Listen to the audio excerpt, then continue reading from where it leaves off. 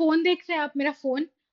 सो मेरे फोन में ऑब्वियसली मेरे पर्सनल चैट्स, व्हाट्सएप हिस्ट्री, मेरे फोटोज, बहुत सारी ऐसी चीजें हैं जो ऑब्वियसली मैं किसी को ऐसे दे तो नहीं दूंगी कि आओ चेक कर लो मेरा फोन। राइट।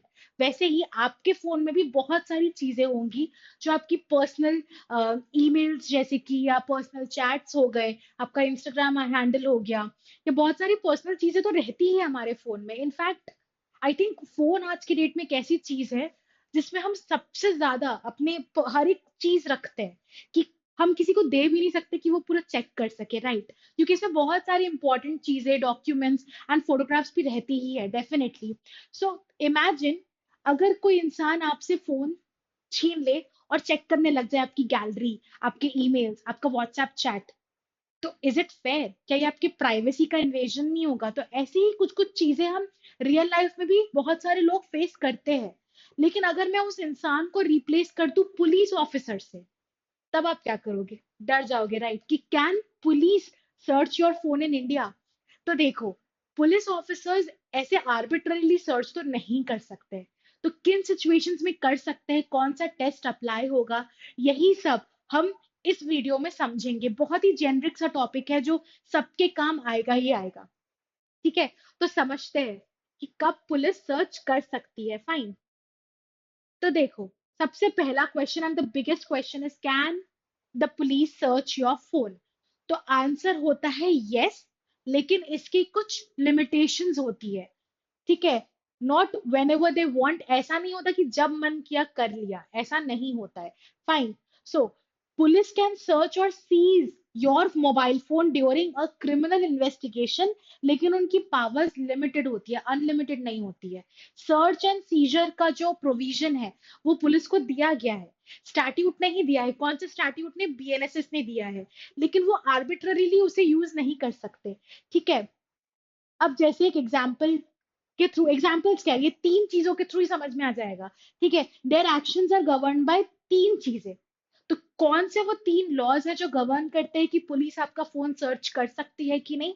वो होते हैं BNSS, constitutional safeguards and judicial precedents on the right to privacy. तो बीएनएसएस देखता है, आपका कॉन्स्टिट्यूशन देखता है, और प्रेसिडेंट्स देखते हैं जो प्राइवेसी में दिए गए। जैसे केएस पुत्तस्वामी का केस, जिन्होंने बोला कि राइट टू प्राइवेसी आपके आर्टिकल 21 का इंटीग्रल पार्ट है, और आपका फोन चेक करना तो प्राइवेसी का है वायलेशन। राइट। तो ये तीन चीजें बहुत इंपॉर्टेंट है, इन्हें और अच्छे से समझते हैं हम आगे। ठीक है। तो सबसे पहले हम समझते हैं, is your phone protected by the constitution? तो हमारा आंसर है yes. Privacy is a fundamental right under article 21। KS Puttaswamy के केस में क्लियरली ये चीज बोली गई थी। और क्योंकि स्मार्टफोन्स में आपके banking details, personal chats, personal photographs, location की हिस्ट्री, फोटोज, वीडियोस, सारी चीजें होती है, इसीलिए कभी भी कोई भी आपका फोन ऐसे ही लेके चेक नहीं कर सकता है। अब जैसे ये जो तीन टेस्ट आपको दिख रहे हैं, ये तीन टेस्ट सेटिस्फाई करने होते हैं पुलिस ऑफिसर्स को टू चेक योर फोन। ठीक है। पहला है लीगैलिटी, दूसरा है नेसेसिटी, तीसरा है प्रोपोर्शनैलिटी। सो ये एलएनपी आप अच्छे से याद कर लो। सो लीगैलिटी क्या होता है, जो हमने पहले वाले स्लाइड में देखा, कि कौन सी तीन चीजें हैं जो पुलिस को ये राइट देती है, लीगल राइट देती है कि वो चेक कर सकते हैं। वो है आपका बीएनएसएस एंड कॉन्स्टिट्यूशन के प्रोविजंस। ऑफ कोर्स वो तो रहते हैं, लेकिन लीगैलिटी में आते हैं आपके स्टैट्यूट्स, जैसे बीएनएसएस हो गया, आईटी एक्ट हो गया। जैसे अगर आप मर्डर अक्यूज हो और साइबर सेल ने बोला कि आपके फोन में कुछ ऐसे फोटोज होंगे जो बहुत इंपॉर्टेंट है ये बताने के लिए कि, या ये पुलिस को प्रूफ करने में हेल्प कर सकती है कि आपने मर्डर किए है कि नहीं, क्योंकि उसके फोन का लोकेशन वहां पे मिला है, कुछ ऐसा बहुत इंपॉर्टेंट सा इंफॉर्मेशन पुलिस को मिला, तो बिल्कुल वो उस टाइम पे, क्योंकि लॉ ने उनको ये पावर दी है, लीगैलिटी है उनके पास, आईटी एक्ट के अंदर या बीएनएसएस के अंदर जो सर्च एंड सीजर वाला प्रोविजन होता है by the police officers under BNSS. ठीक है। सर्च एंड सीजर, तो इसके तहत पुलिस को राइट है आपका फोन चेक करने का। तो लीगैलिटी मतलब कौन से लॉज उसे बैकिंग दे रहे हैं। फाइन। तो जो ऊपर की दो चीजें थी वो लीगैलिटी के अंदर आ गई। यानी कि आपकी स्टैट्यूट्स, बेसिकली बीएनएस या आईटी एक्ट जैसी चीजें, ठीक है। और कॉन्स्टिट्यूशन भी बोलता है कि ठीक है, कॉन्स्टिट्यूशन में भी एक्सेप्शंस दिए गए, कोई भी आर्टिकल आपका जो है वो एब्सोल्यूट नहीं होता है, राइट। आर्टिकल 21 भी एब्सोल्यूट नहीं होता है। फिर आता है नेसेसिटी। नेसेसिटी मतलब जरूरत के टाइम पे क्या होगा, ठीक है। तो ये समझना बहुत ज्यादा इंपॉर्टेंट हो जाता है। आपके लॉफुल इन्वेस्टिगेशन, ठीक है, नेसेसिटी का मतलब होता है लॉफुल इन्वेस्टिगेशन, की जो आप इन्वेस्टिगेशन कर रहे हो उसकी डिमांड भी होनी चाहिए कि फोन का सर्च, कि सही में साइबर सेल ने कुछ बोल दिया है कि जरूरी है चेक करना, ठीक है, तो सिर्फ उतना ही पोर्शन आपने चेक कर लिया है समथिंग। तो बेसिकली आपका लीगैलिटी होता है आपका स्टैट्यूटरी अथॉरिटी जो आपको मिली हुई है, जैसे बीएनएसएस या आईटी एक्ट से जो मिली हुई है सर्च एंड सीजर की, ठीक है, ये सारी चीजें। और इसी के साथ स्टैट्यूटरी के साथ, ठीक है, ये वाली जो चीज आ रही है, इसके साथ ही में आपको इसके साथ आता है प्रोसीजर एस्टैब्लिश्ड बाय लॉ। मतलब कि जो भी बीएनएसएस ने आपको पावर दिया है सर्च एंड सीजर का, वो प्रोसीजर एस्टैब्लिश बाय लॉ के हिसाब से होना चाहिए। मतलब कि जो सर्च एंड सीजर है वो प्रॉपर प्रोसीजर्स में हो, ठीक है, सही से फॉलो करें आप स्टेप्स, और सीजर मेमो हो जिसमें एंट्रीज हो, ठीक है। और ये सारी चीजें जो है प्रोसीजर एस्टैब्लिश बाय लॉ के हिसाब से होनी चाहिए, प्रॉपर फॉर्मल प्रोसीजर फॉलो करते हुए होनी चाहिए। तो ये होता है आपका लीगैलिटी जो पुलिस को सेटिस्फाई करनी होती है, कि उसके पास स्टैट्यूटरी बैकिंग है कि नहीं, कि वो चेक कर सकता है सर्च एंड सीजर में।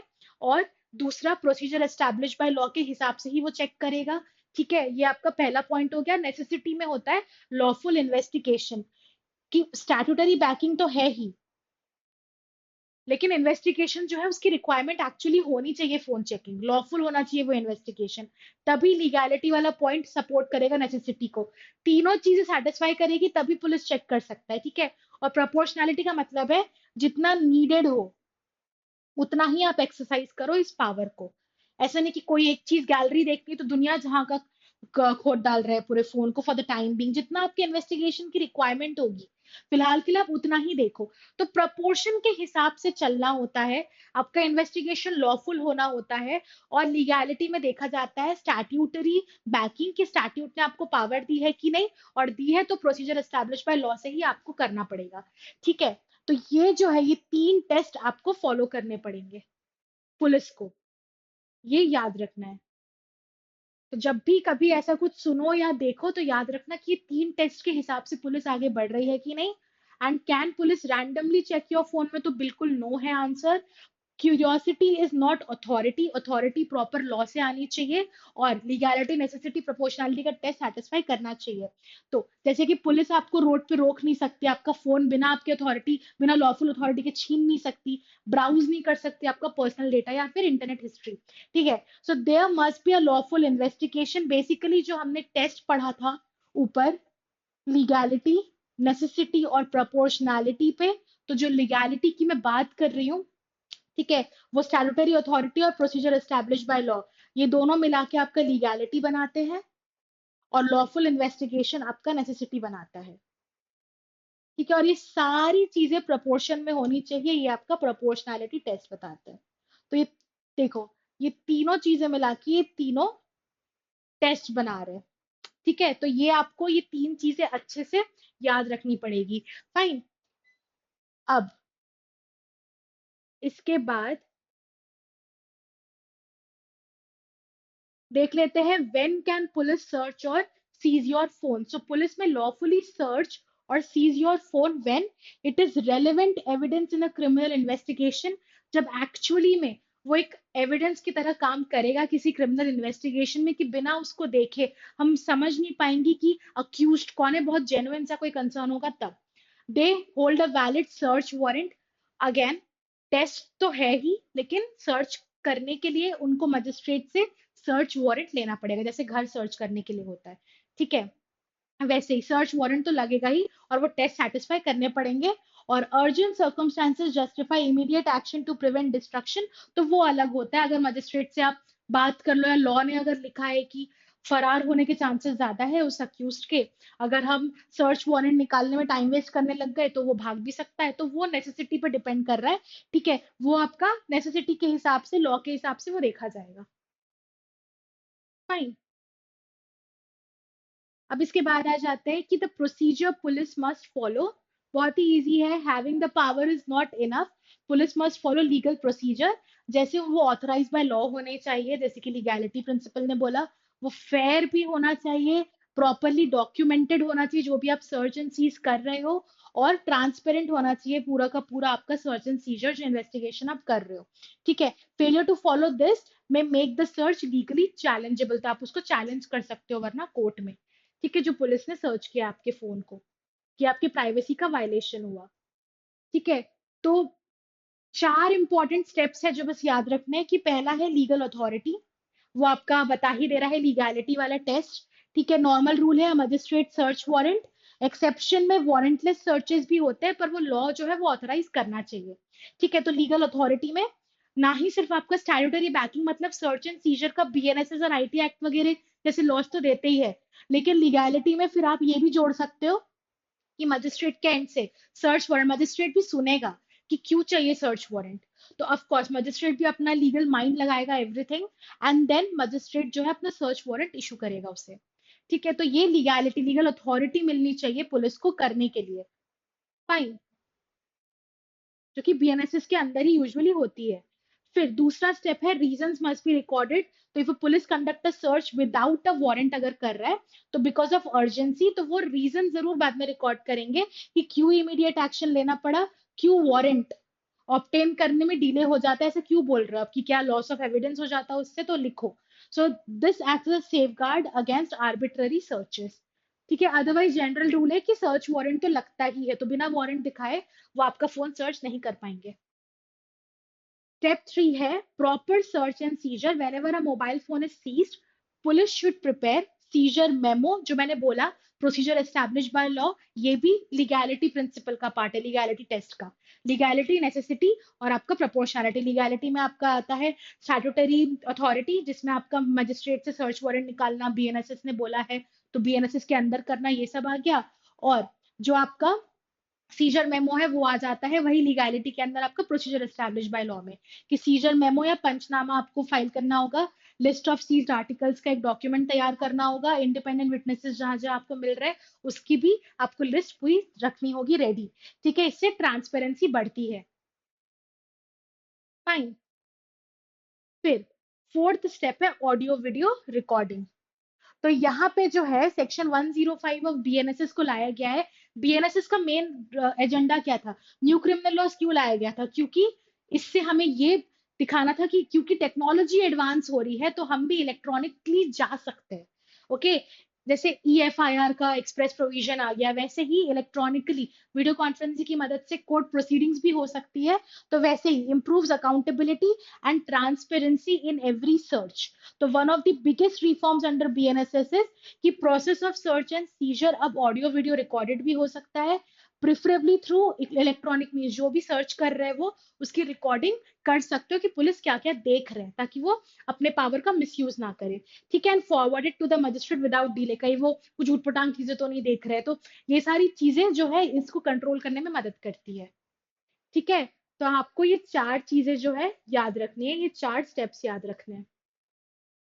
And finally, can police force you to unlock your phone? तो इसका आंसर होता है कि ये जो लीगल पोजीशन है ना इसका, ये स्टिल इवॉल्व हो रहा है। ये court to court, case to case circumstances पर डिपेंड करेगा। ठीक है, यूजुअली कोई ब्लैंकेट सुप्रीम कोर्ट रूलिंग नहीं है कि अगर एक बार पुलिस ने सीज कर लिया आपका फोन तो वो अनलॉक करने के लिए आपको फोर्स कर सकते हैं कि नहीं, पासवर्ड मांग सकते हैं कि नहीं, पिन मांग सकते हैं कि नहीं। ये भी डिपेंड कर जाएगा आपके टेस्ट पे। ठीक है, लीगैलिटी, नेसेसिटी और प्रोपोर्शनैलिटी पे ही।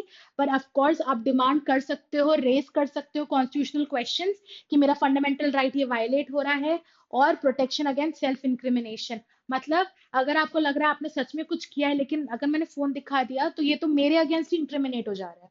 आर्टिकल 20 क्लॉज 3, आप खुद अपने ही केस में अपने अगेंस्ट में विटनेस बन जा रहे हो। तो वो सबसे प्रोटेक्शन जो है कॉन्स्टिट्यूशन जो है आपको सेफ देता है, तो वो आपको ध्यान में रखना है। ठीक है, तो आई होप इससे आपको समझ में आया हो कि क्या होता है ये। फाइन, तो इस तरह से पुलिस सर्च कर सकती है कि नहीं, हमने इसके आंसर्स देखे।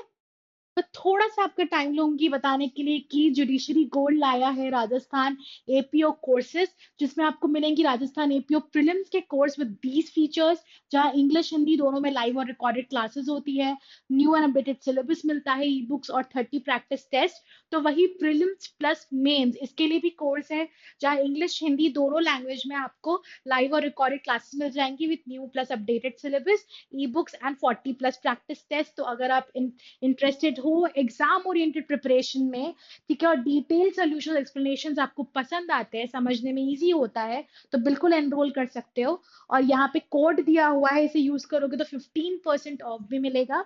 कोई भी क्वेरी के लिए you can definitely contact us हमारे आईवीआर नंबर पे, इसे सेव कर लेना आप, ठीक है, तो हमारी सपोर्ट टीम बिल्कुल आपको असिस्ट करेगी। तो इसी के साथ रैप करते हैं आज का ये वीडियो। आई होप आपको समझ में आया होगा अपने राइट्स, कि क्या पुलिस आपका फोन सर्च कर सकती है कि नहीं, और आप वो टेस्ट समझ गए होंगे जिससे आप पता कर सकते हो कि इलीगली मेरा फोन सर्च तो नहीं किया जा रहा है।